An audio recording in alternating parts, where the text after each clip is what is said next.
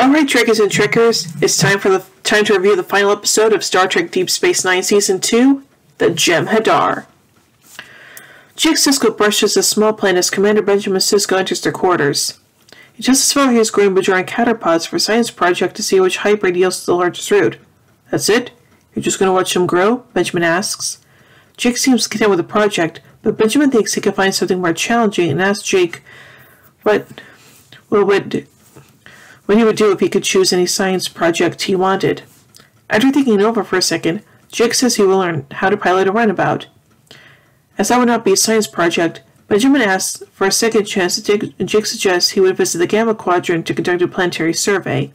Alright, let's do it, Cisco declares, calling the proposed trip a working vacation.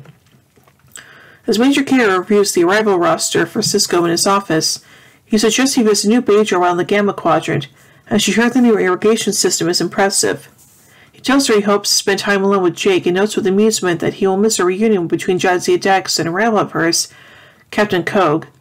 While she mentions that Kogue is arrogant, Cisco knows that Kogue has said the same of her.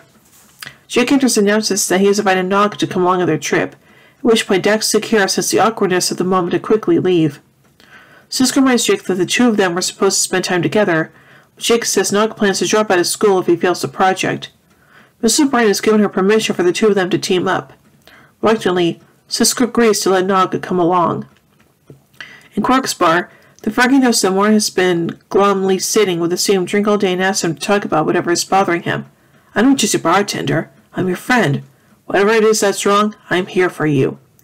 However, Odo walks by as Warren is about to speak and Quark immediately loses interest.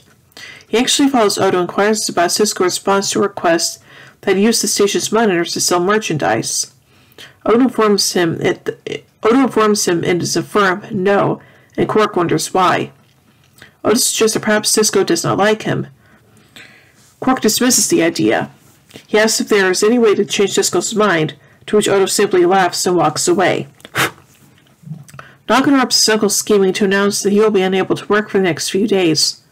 Upon hearing about the trip with Cisco and Jake, Quark grins and puts his arm around Nog. As he and Jake enter the cockpit of the runabout, Nog eagerly asks how to fire the phasers. Cisco begins to worry, but Jake reassures him it was a joke. Cisco enters behind the boys and suggests the two of them go back and store their luggage. Nog volunteers to take Jake's bag for him, and once he is gone, it's clear Cisco did not find his joke humorous. Fire the phasers, he asks rhetorically. Jake promises his father he will hardly know Nog is along, but Quark enters the cabin and asks where he should put his bag, surprising even Nog. Quark declares that Nog needs proper supervision, explaining innocently that Rom does not trust humans and has requested he go along. Although Cisco obviously does not like the idea, he agrees with Jake's request. In the Gamma Quadrant, the Motley crew visit an M-class planet similar to Earth, with lots of vegetation, fish, and insects, but no large animals or predators. Cisco describes the planet as paradise, but Quark fails to see the beauty of it and describes what he sees in two words: exploitable resources. He claims to have an allergic reaction in nature, although he declines an invitation to sleep on the runabout as he supposedly wants to get to know Cisco better. Later, once Quark puts ointment in his earlobes and begins to feel better, he comments on how there is nothing like facing the wilderness to bring people closer. Cisco immediately tells him the answer is no. Quark dispenses with the flattery and claims that with access to the station's monitors, he could offer collectibles such as enduring jewelry, bullion crystal steel, and Vulcan Idic pins at a significant discount with low overhead. He even offers to donate 2% of his net profits to the Bajoran Fund for Orphans, but realizes he wasted his time coming along. Quark tells Cisco he could increase it to 3% as he walks away. Jake and Nog begin their survey and concludes that the planet's atmosphere... hold on, sorry about that.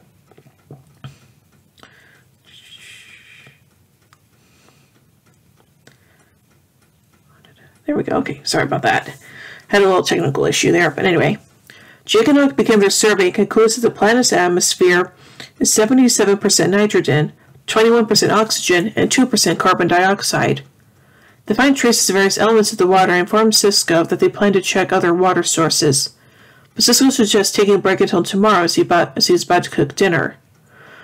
Jake immediately knows what his father's getting at, jambalaya, which excites him but confuses Nog. Jake is sure Nog will love it, and he is right. As they sit around the campfire eating jambalaya, Jake and Nog both decline a second helping, and Nog remarks he is gaining an appreciation of human food. On the other hand, Quark does not share sentiments, disgusted by the fact that there is dirt in the sauce and bugs continue to land on his food. A somewhat confused Cisco says he was under the impression Ferengi liked eating bugs, but Quark corrects him. Only certain Ferengi eat bugs. Talking in private, Cisco tells Jake to get some sleep because tomorrow will be another big day. The two of them reminisce about a camping trip on Atomish 3 when Jake's mother was still alive and taught him how to water ski. Jake says he can now remember a time when the three of them were happier, reminding Cisco of how much he misses his late wife. Despite the rocky start their trip has had, they are both glad to have the rare opportunity to spend time together. When Cisco suggests that they do so more often, Jake says he'll be ready and jokingly adds that Nog will be too.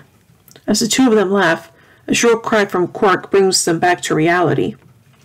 The sleeve of Quark's shirt is on fire and he waves around in a panic until Cisco grabs him with a blanket and extinguishes the flame. Once Quark calms down, Cisco asks if he is all right. A frustrated Quark declares he has not been all right since the trip began, to which an equally frustrated Cisco takes on a condescending tone as he tells Quark to sit down and be quiet. Nog curses angrily and storms off into the forest, followed closely by Jake. Quark claims this is Cisco's fault because Nog cannot stand to see his uncle insulted. He accuses Cisco being bigoted toward the Ferengi, which Cisco denies, but asks Cisco to name a single Ferengi who Cisco likes. The commander is able to do so. The two of them bicker until a panicked humanoid female enters the campsite, apparently running from something. Similar to human in appearance, the alien has elongated ears and a light complexion, but before Quark or Cisco can react, she emits a telekinetic energy discharge that knocks Cisco to the ground. She looks at Quark threateningly, but he cowers in fear and tells her not to hurt him. She asks how many of them are there, and Quark tells her there is only Cisco and himself. Confused, she tells him she meant the Jem'Hadar. Cisco assures the alien they are not her enemies, and she warns them to run. At that moment, several armed reptilian humanoids appear, seemingly out of thin air, and surround them. It's too late. You're done running, the lead one smirks to the runaway alien. This has not been a good day, Quark observes. You think? Traversing the foliage, Jake and Nog return to the campsite to find it deserted and the fire recently extinguished. Nog says something as saboteur the chaperons, suggesting a wild animal attacked them, but Jake reminds them there are only insects and plants on the planet. Maybe they were attacked by a vicious tree, Nog exclaims seriously. Jake dismisses Nog's comment, but notes the presence of boot-shaped footprints below them. A visibly shaken Nog wants to beam aboard the runabout to plan their next move, but Jake insists that Quark and his father are in trouble, and knows his father would not leave without telling him first. They decide to track the adults with their Starfleet tricorders. Quark, Cisco, and the alien are placed in a large cave, surrounded by a pinkish circle that appears to be emitting a force field. While his companions sit quietly on the ground, Quark wanders around the interior of the circle yelling for help. Cisco tells him to shut up, but he blames their situation on the alien, urging her to tell the Jem'Hadar she has never seen him or Cisco before. As Quark denies any association with the alien to the surrounding darkness, Cisco stands and again tells him to be quiet. When the Ferengi claims he is entitled to his opinion, Cisco threatens to put his fist in Quark's opinion. However, Quark informs Cisco that he is incapable of being scared of him, as he is already more scared than he has ever been. Cisco tells Quark he's not helping, to which Quark points out that the alien is doing nothing but sit on the ground. Cisco thinks she's more scared than he or Quark is, although Quark reassures him this is not the case. The two of them sit as Quark begins to calm down, and Cisco observes that their companion has probably been through a lot. They wonder what the boys are doing. Quark is certain that Nog will find the nearest darkest hole and climb in it, but Cisco thinks Jake is searching for them. Shifting focus to the force field surrounding them, Cisco reaches toward the pinkish circle, but the alien intervenes, informing that the security barrier is lethal. Cisco thanks her for the warning and comes closer to her, eager to find out how she knew this information. She says everything about the Jem'Hadar is lethal, and on learning that Cisco has never heard of the Jem'Hadar, she seems surprised. Cisco introduces himself, explaining about the Federation and the wormhole. The young says her name is Eris, and she uncertainly shakes Cisco's hand, introducing Quark somewhat dismissively. The Frankie returns the favor by simply nodding with a hint of annoyance. Cisco focuses again on the Jem'Hadar. Eris tells him the Jem'Hadar are the most feared soldiers in the Dominion, and upon hearing the Dominion's name, Quark interjects himself into the conversation. He mentions Frankie efforts over the past year to open trade negotiations with the Dominion, and he seems to doubt Eris' credibility, as he has never heard of the Jem'Hadar in all that time. When Eris says that negotiations with the Dominion are dangerous, Cisco wonders why anyone does business with the Dominion at all. However, doing business is not a choice. The Dominion decides the civilization has something and wants it and then takes it, as was the case with Eris' people. Eris tells of our homeworld, Corel Prime was offered entry into the Dominion. When they refused, the Dominion sent in the Jem'Hadar and seized the planet by force, conquering the planet almost immediately. At the time, she was on a freighter, which fled in light of the Dominion invasion. The Jem'Hadar tracked her down because her mother was an outspoken opponent of the Dominion and wanted to make an example of her. A suppression collar is around Eris' neck, suppressing her telekinetic abilities, and without it, she says she might not be able to break through the force field.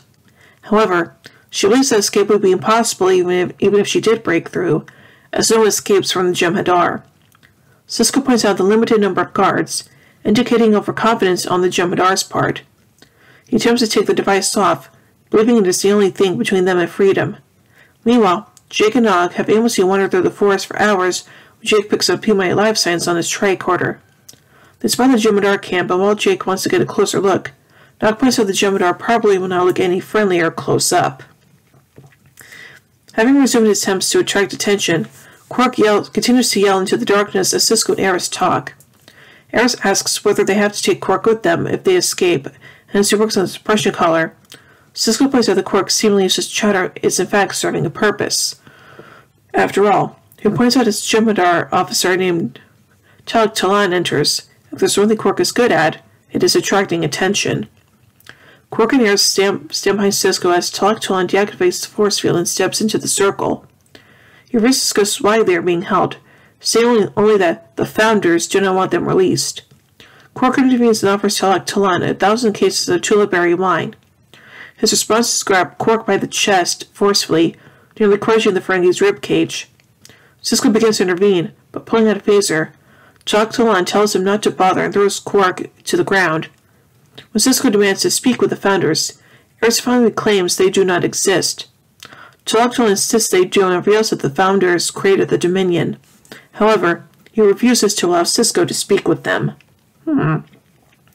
Looking down at Quark with disdain, Talan says he had hoped the first race he would meet from the other side of the anomaly would be the Klingons. Cisco sarcastically apologizes, and Talan warns him it is too late for apologies, and the Dominion will not allow ships from the Alpha Quadrant to violate its territory. He says he has heard the Klingons are effective warriors and mentions the Bat'leth, demonstrating his knowledge about the Alpha Quadrant. When Cisco is not interested in discussing the Klingons, Talak brings up the Cardassians. After asking somewhat rhetorically if Cisco is satisfied with the Federation-Cardassian treaty, he calls it tactical error on the Federation's part. Cisco asks how he knows all of this, and Talak informs him that the Dominion gains more knowledge every day. He refuses to give the Dominion any information, but Talak says he will not be asking the questions. Asked who will be asking them, he remarks, "I was really hoping to meet a Klingon." Reactivating the force field, he leaves. Jake and Nog beam over the runabout and scan the planet's surface for human and Ferengi life signs. They attempt to beam Quark and Cisco up, but the computer is able to do so to what it calls a spatial distortion field. Jake suggests that they fly back to Deep Space Nine to get help, and Nog agrees, telling the computer to plot course back to the station, and asks him to restate the command, so Jake tells it to disengage the autopilot system. However, neither of the boys know the authorization code. Alarm sounds and a red light flashes as the computer announces that a vessel is approaching, causing them to panic. "Computer, evasive maneuvers! Fire phasers, launch torpedoes, and escape pods!" Nog yells frantically, although the computer is still locked and does not comply. When they tell the computer to display the ship, it disappears, having gone to warp. Left with no other options, Jake says he will have to disengage the autopilot manually. On the station, The Galaxy-class USS Odyssey is due to arrive in 8 hours when something begins coming through the wormhole. Kira tells Dax to display on the view screen and is a Jem'Hadar attack ship. Dax hails the vessel and raises the station's shields, but Jem'Hadar beams at ops despite the shields. O'Brien activates a containment field around the intruder, and Kira introduces herself before telling the Jem'Hadar it is customary to identify oneself before beaming into someone else's command center. The Jem'Hadar introduces himself as Third Talon of the Jem'Hadar, and Kira informs that Commander Cisco has been detained indefinitely. Cisco, he says, will serve as an example to anyone who interferes with the Dominion by coming through the wormhole. Dax eventually tells him that idle threats will not stop the Federation from exploring the Gamma Quadrant, so he walks through the force field and gives Kira a Bajoran pad with a list of vessels he says have been destroyed for violating Dominion territory. The pad came from New Bajor, he tells her, adding that they fought well for a spiritual people. He beams back aboard his ship when O'Brien attempts unsuccessfully to log in with a tractor beam as it re-enters the wormhole. Cisco finally pries the case of an aerosys collar loose to reveal a locking mechanism. She asks what he plans to do if she breaks through the barrier, and he tells her he can contact his son in the runabout, inviting her to come back to the Federation with them. When Cisco asks Quark to help him with the collar, Quark turns around angry and tells Cisco he is tired of being ordered around. Eris watches them with interest. He claims he has realized why humans dislike Ferengi. They used to be a lot like them. As Quark points out, however, events in Earth's history such as slavery, concentration camps, interstellar wars are far worse than anything committed by the Ferengi. Therefore, he claims the Ferengi are better. With that, he begins to work on the locking mechanism. Standing on the floor, the runabout is surrounded by isolinear chips. Jake and Hawk continue to work on the autopilot system. Jake claims he watched Chief O'Brien work on the navigation of the Mekong a couple of weeks ago, but Nog is skeptical. As they pull out another chip, the computer announces that the warp core will collapse in 10 seconds and begins counting down. Once he realizes what's happening, Jake hurriedly replaces the chip. A burst of inspiration comes to him, and he searches with his hand for something in the control panel. He opens a small device, and the computer tells him the autopilot system is offline. The boys are related until they tell the computer to lay in a course for the wormhole at warp 8, and it again reports that the autopilot system is offline. They prepare to attempt to fly the runabout manually, though neither of them knows what they are doing. Meanwhile, the Galaxy-class USS Odyssey has arrived at Deep Space Nine, and Captain Keogh informs the crew that traffic through the wormhole has been suspended until the Odyssey can investigate what kind of threat the Jem'Hadar pose. Dax insists that the remaining runabouts go with him, and he notes the lack of combat experience among most of the crew. When Bashir reminds him they have fought the Maquis before, Cog tells him he expects the Dominion to have sharper teeth. Kira points out that in case he needs all the help he can get, and Cog reluctantly agrees to let them come along. O'Brien reports he has begun to refit the runabouts with extra banks of photon torpedoes and that they will be ready within a few hours. Dax knows that it will take at least that long to offload non-essential personnel from the Odyssey. Walking through a corridor with a Bajoran deputy on one side and a Starfleet one on the other, Odo reviews additional security protocols, which he plans to implement in preparation for a potential Jem'Hadar attack. When he sees Kira approach him, he dismisses the deputies. She reminds him that his duties do not require him to go. She reminds him that his duties do not require him to go along on the mission, obviously worried for his safety. He acknowledges this as they walk toward the runabout pads, but he tells her that someone should be there to look after Quark, while the others worry about Cisco. A surprised Kira says she was under the impression he hated Quark. He does, he tells her, but he'd rather see Quark in jail than in the hands of the Dominion. Odo believes that they would all miss Quark if something happened to him. I'd be willing to take that chance, Kira responds, but not today. The Odyssey, Mekong, and Orinoco travel to the Gamma Quadrant to find a surprisingly void of Jem'Hadar activity. Tachyon scans show up negative, but Keogh notes that the Dominion might have cloaking technology. As Earth ships search for them, Jake attempts to fly the rear grand manually, and, as Nog points out, very slowly at an impulse. Nog briefly presses him to go to warp, but Jake is still learning how to fly at impulse. Nog urges him to go a little faster, and he points out how difficult it is to make manual course corrections without the aid of a computer. In any case, at the current speed, Jake estimates it will take them 5 years to reach DS9. The boys are thrilled when they see the Odyssey and the other runabouts show up out of warp, and O'Brien beams aboard the Rio Grande. He reassures Jake that they plan to rescue Cisco. Picking up the collar on Eris's neck, Quark remarks that the device is very sophisticated and much slimmer than most telepathic suppressors he had seen. Eris complains that he is hurting her, but seconds later he manages to break through the lock and she removes the collar. She tells Cisco and Quark to stand back and disables the force field to use the same telekinetic attack that she previously used to shock Cisco, prompting nearby Jem'Hadar to run toward them. Cisco tackles the soldier and manages to take his weapon, shooting him and tossing the weapon to Quark. Suffering the telekinetic suppressor in his pocket, Quark shoots to second Jem'Hadar as it decloaks and attempts to shoot Cisco. The three of them leave the cavern together. The Odyssey and the runabouts assume an attack formation as they detect 3 Jem'Hadar attack ships on long-range sensors.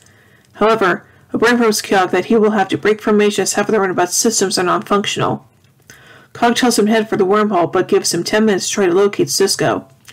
The Jem'Hadar ships come with a firing range, and Cog orders them to use attack pattern Delta. But when they engage the ships, the Jem'Hadar use a phased polaron beam to penetrate the Odyssey's shields. In the first pass, they knock out the forward torpedo launcher port in a cell. After rotating through the entire spectrum of shield harmonics, Cog realizes the shields will be of no use and has his crew divert shield power to the weapon systems.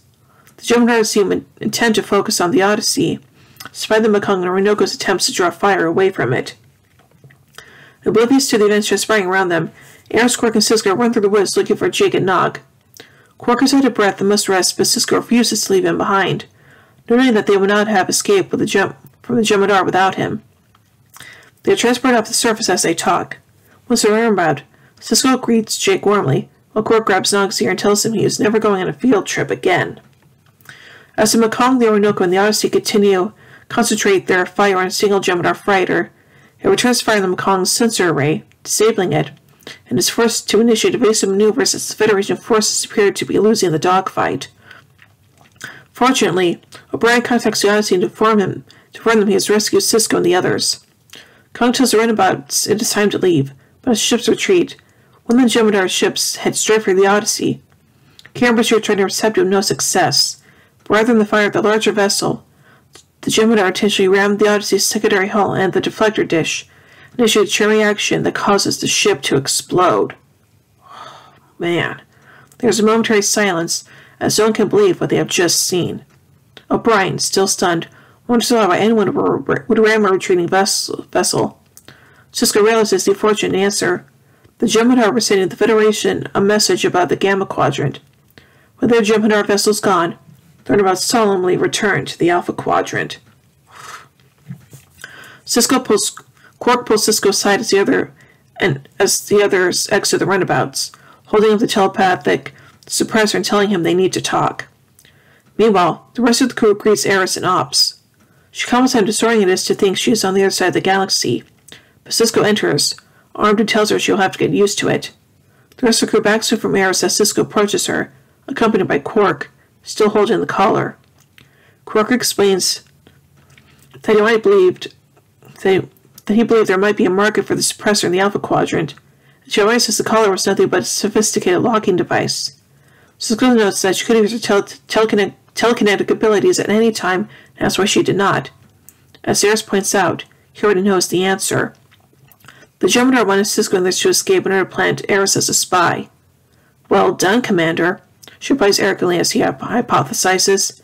However, she has not found her. As Oda was to arrest Eris, she teleports off the station, although where to where it is uncertain. As she did not rematerialize on the station, there are no nearby starships. There is no way to track the Vorta. Only one thing is certain: the Dominion will be back, and since the space station is the most likely location of contact, Cisco resolves to be ready for them. Bum bum bum. So let's take a look at the background information of this episode, beginning with story and script. A working title of this episode was Dominion. The second season finale was one of the first episodes to put in development for DS9 Season 2.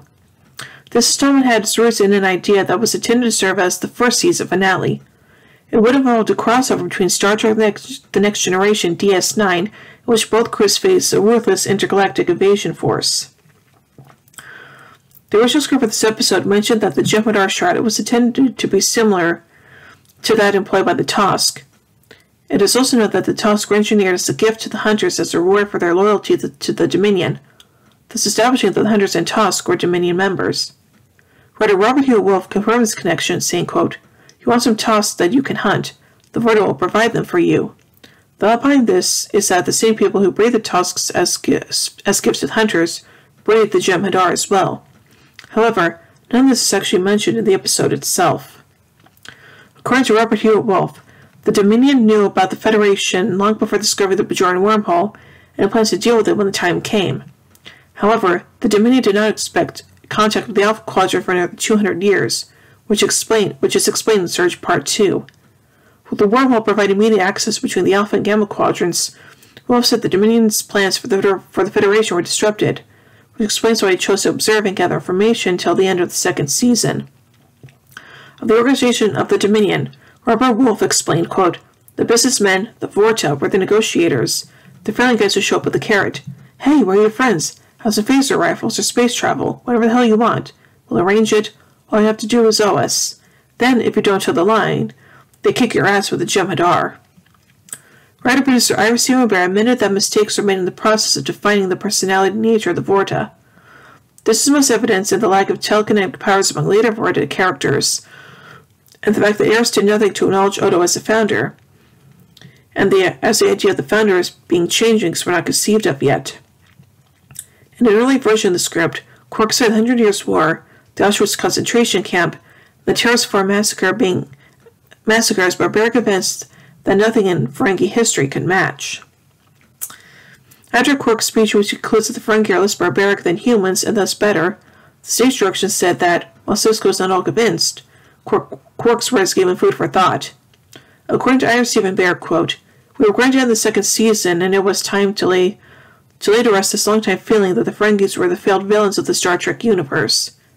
I wanted people to see them as something else, and if we could show that Cisco, whose character has a lot of weight, would take what Quark says seriously, then the audience would take it seriously." The choice to make the Odyssey a Galaxy-class starship was to demonstrate that the Jem'Hadar could have destroyed the Enterprise D, and the ship appeared in the episode, and to make the Dominion threat all the more terrifying. According to Robert Hewitt Wolfe, quote, "We wanted to show the long-term fans how dangerous these guys were, and it's my belief that if it had been the Enterprise and not the Odyssey, and Picard were in the Keoghan command, it still wouldn't have survived."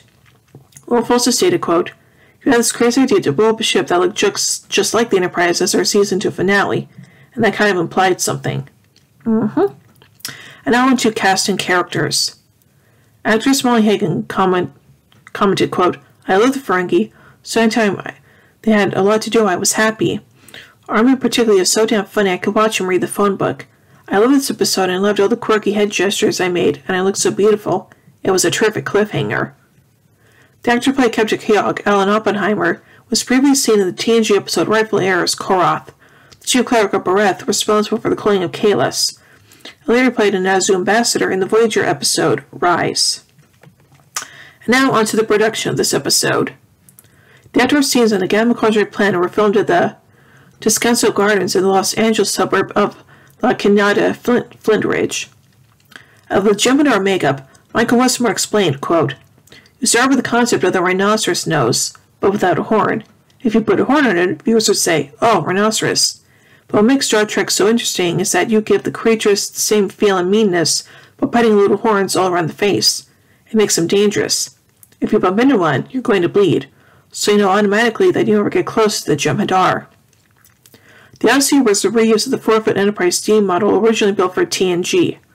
The shots of the Odyssey's destruction were also involved the Breakaway Enterprise D model originally built for cause and effect, as well as part of the damaged Constitution-class Raven model built for Star Trek III The Search for Spock, and the damaged Miranda-class nacelle model originally built for Star Trek II The Wrath of Khan. Footage from TNG was reused for a flyby shot of the Odyssey as seen from one of the runabouts. Footage from Emissary also reused shots of the Odyssey docked at Deep Space Nine. The season wrapped on April 25th, 1994. And now finally onto some continuity. And now onto some continuity surrounding this episode. The interaction between Cisco and Quark in this episode proceeded from that relationship having been set up in the series pilot Emissary. Armin Shimmerman observed that, in the Jem'Hadar, the relationship finally gets back on track a little. This episode features the first appearance of the Jem'Hadar and the Vorta. The trade negotiations to which Quark refers began in the episode Worlds of Acquisition, which was the first episode to mention the Dominion. Bear has said this was an intentional way of hinting at future events and otherwise inconsequential episode. There was also an indirect reference to Sanctuary, to the fact that the Dominion invaded the Scoria homeworld, as well as in Shadow Play. Bashir says the crew experienced fighting the Maquis in the Maquis Part 2 in response to Kyog's observation that the crew lacked any real combat experience. The Odyssey was the third Galaxy-class starship destroyed on screen, following the USS Yamamoto in Contagion and the Enterprise D. The latter ship had been destroyed several times during the run of TNG in episodes Time Squared, Cause and Effect, Timescape, and All Good Things. This is the last episode to regularly feature the 2360s combats from TNG and early DS9, which were first used in the Star Trek The Next Generation episode premiere episode, Encounter at Farpoint. A good deal of research and technical upgrading presumably took place sometime after this episode, as Federation starships are far less vulnerable than the Odyssey to Dominion weapons in later engagements. When the Dominion attempt to take over Deep Space Nine at the end of Season 5, we are surprised to learn that the station's shields hold, despite the fact that they previously have been useless against Dominion weapons. Although Cisco denies Quark's request for posting advertisements on the station monitors, Quark proceeds to do it anyway, without permission, nearly 2 years later, in The Quickening. And now finally on to some trivia surrounding this episode. This was the last episode for which Michael Piller served as the writing supervisor. While he nominally continued as co-showrunner with Ira Steven Behr until later in the following season, Behr essentially took over all showrunning duties after this episode. This episode is the season finale of DS9's second season, and marked the start of the producer's strategy of leaving the audience in suspense and building on events of previous seasons without the use of cliffhangers. The strategy later led to the show to take on a serial-like feel and became quite common for DS9 in later seasons. During the rescue mission with the Odyssey, none of the regular characters are present on board the station. Morn speaks in the German version of this episode. In the Spanish and Italian versions, he sighs instead, all three at the same point just before the intro. Reference to Rules of Acquisition number 102. Nature decays, but Platinum lasts forever. So overall, I think this is a pretty darn good episode, and it's a very effective finale as well, so yeah. So overall, I give the Jem'Hadar 5 warp cores out of 5. Well, thank you all so much for watching Star Trektember 2021. And next year we'll be looking at Season 3 of DS9, so there you go. But anyway, and next month is going to be Horror Month 2021. Although it will actually be more like 4 days instead of a whole month, as we're taking a look at a very groovy franchise. That's right, next month we're going to be looking at the Evil Dead franchise. Oh yeah. Well, again, hope you enjoyed these reviews, and until next year, live long and prosper, everybody.